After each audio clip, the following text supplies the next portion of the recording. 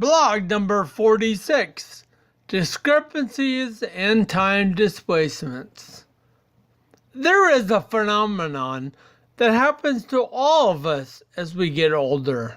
We discover that the giants of this world and the things that we perceived when we were younger to be larger than life were in fact of normal size or even a little bit on the small side. Remember that hamburger when you were 7 that was of epic proportions? The one you could never finish? The one that has now reached legendary status? Present day, you can easily eat that exact same hamburger in just 2 or 3 bites, during which you are contemplating ordering another one. That huge dessert at that one famous restaurant that you used to go to as a kid, you know, the one that you would always brag to all your friends about.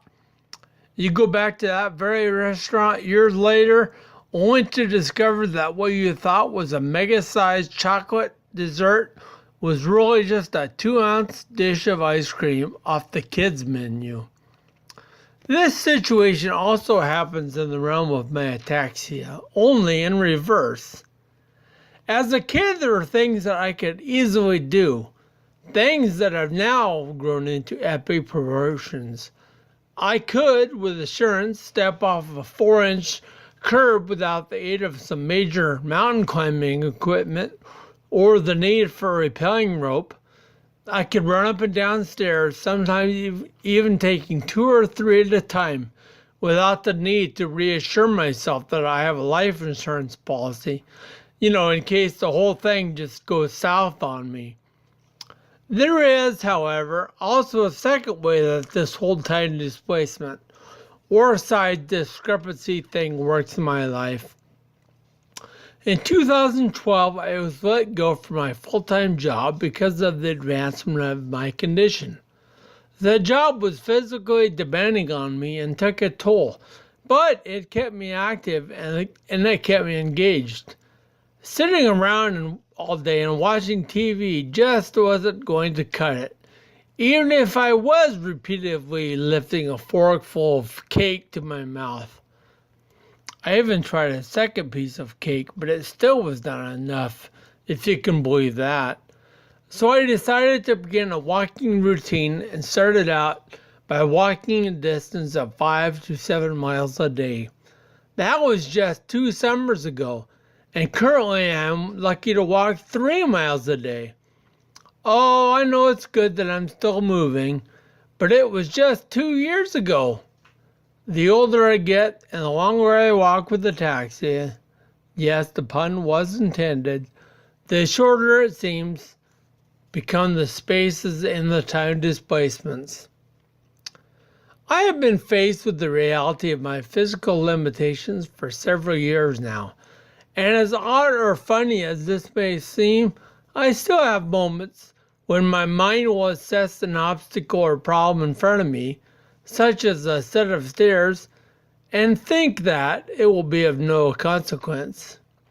Probably 99.9% of the time, I am fully aware of my stellar lack of balance, but it's that 0.1% of the time that my mind just won't play nice.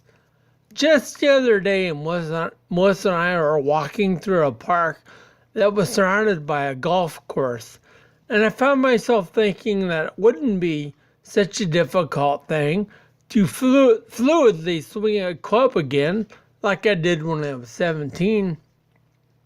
In my fantasy world, I could even see it. The young kid hitting a beautiful shot down the fairway.